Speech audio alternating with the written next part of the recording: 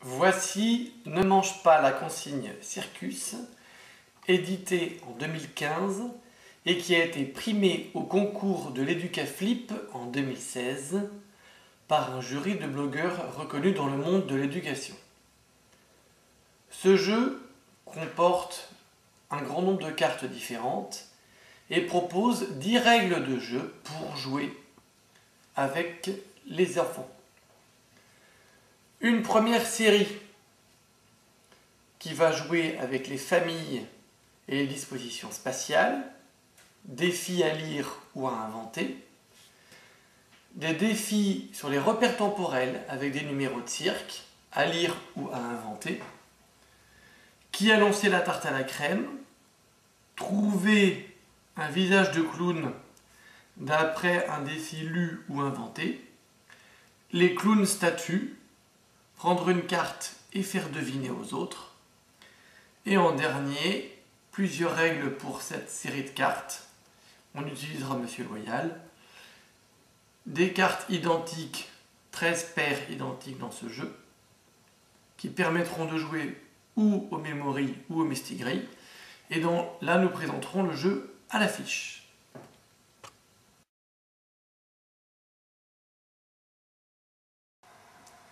Nous commençons par la règle acrobatie en famille. Monsieur Loyal est placé au centre de la table.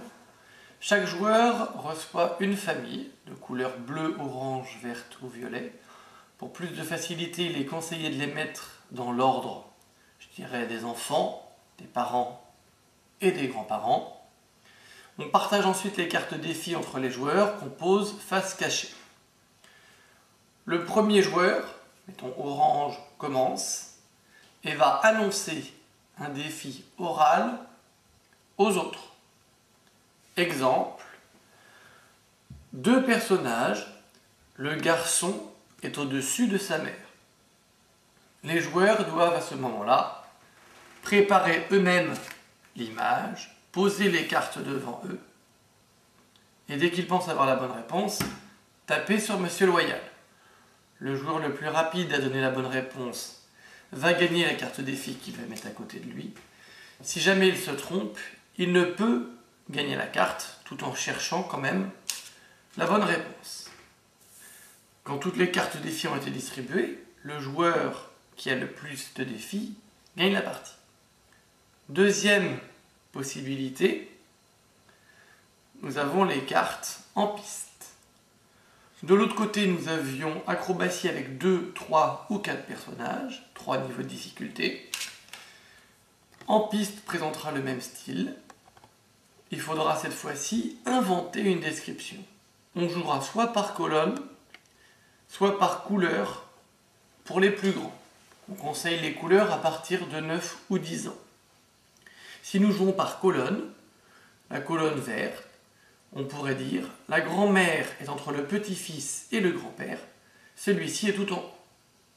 Et là, d'après la description, les joueurs doivent retrouver la bonne position des personnages. Voilà pour en piste et acrobatie en famille.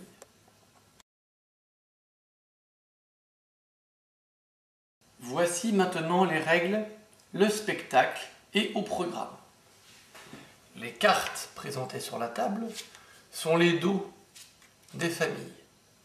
Chaque joueur va prendre une série de 6 cartes qui représenteront les différents spectacles qu'on pourra proposer, les différents numéros, les éléphants, les clowns, le jongleur, les écuyers, les trapézistes, le dompteur de lions. Pour ce jeu-là, nous avons besoin d'une carte de ce style-là qui proposera le début du spectacle. Ensuite, comme tout à l'heure, un joueur retourne une carte défi, le spectacle, et lit la carte. Exemple, pour 3 personnages, le spectacle a commencé avec les éléphants, s'est terminé par les trapézistes, et il y a eu aussi le jongleur. Les autres, en écoutant, doivent reproduire. Il s'est commencé par les éléphants, il a terminé par les trapézistes, il y a eu le jongleur. Dès qu'un joueur pense avoir la bonne réponse, il tape. De même que la partie précédente, s'il est bon, il gagne la carte défi. Sinon, il ne peut gagner la carte défi, mais doit essayer de trouver la bonne réponse. On ira de 3 à 4 numéros différents pour cette règle-là. De l'autre côté, au programme, cette fois-ci, c'est au joueur d'inventer son propre spectacle avec ses phrases. On aura 2, 3, 4, voire 5 en associant les deux premiers niveaux pour le nombre de numéros dans le spectacle.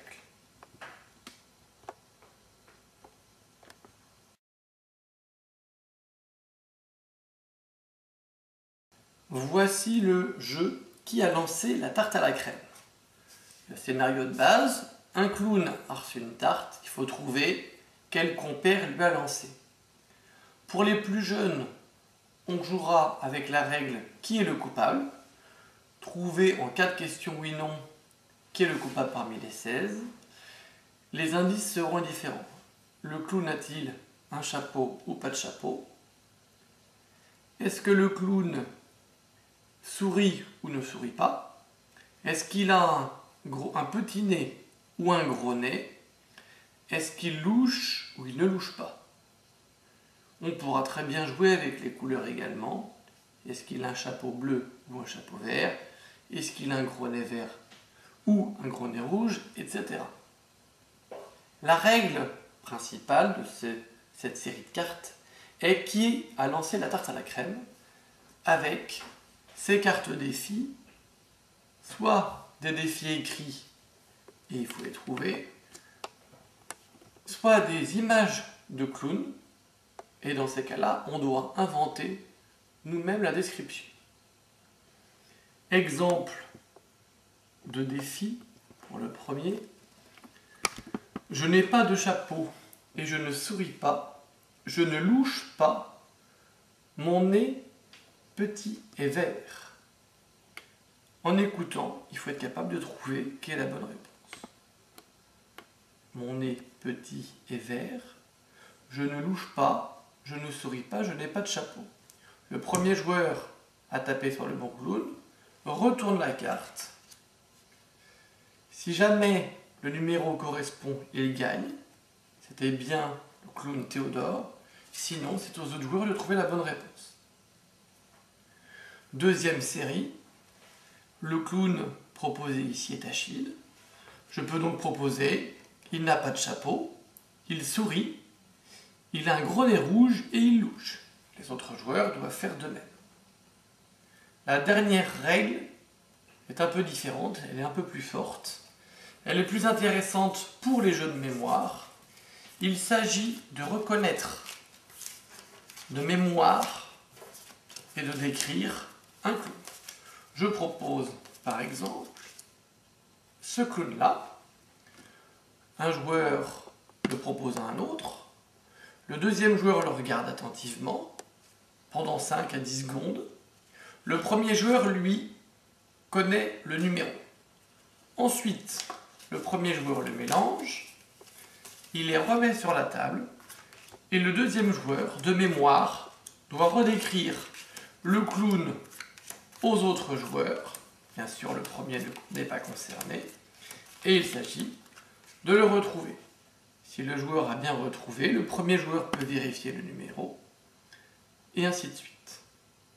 Voici pour qui a lancé la tarte à la crème.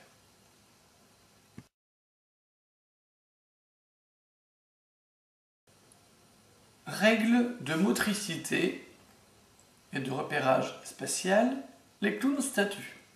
Nous avons 8 cartes avec des clowns, soit avec manteau bleu et pantalon vert, soit avec pantalon rouge et gilet blanc à pois bleu. Il s'agit de piocher l'une des cartes et de la décrire à un autre joueur. Exemple, le joueur numéro 1 prend cette carte, le joueur numéro 2 se met debout, tous les bras contre le corps, les jambes serrées, et le premier joueur de lui décrire la carte pour que le deuxième arrive sans voir la carte à refaire la même position. Exemple, les bras sont à l'horizontale, sur le côté, chacun. Les jambes sont écartées, le clown regarde à droite. Dès que la position est bonne, le joueur gagne la carte et c'est à un autre joueur de jouer la statue. Voici pour les clowns statues.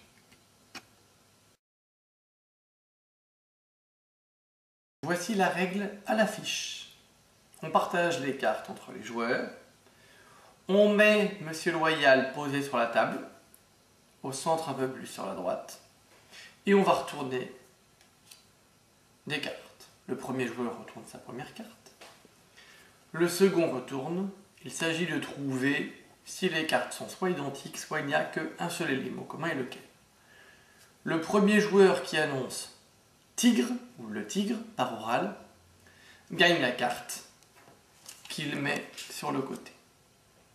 Et le jour suivant, on pousse cette carte-là. Le joueur suivant pose sa nouvelle carte. Il s'agit de trouver l'élément commun. Si on se trompe, on n'a pas le droit de rejouer. Et ici, il s'agit du singe. Attention, les vêtements peuvent changer. Le singe a été trouvé. Je gagne la carte. Et on continue. Là, il s'agit de l'éléphant. Dans un tel cas, les cartes sont identiques.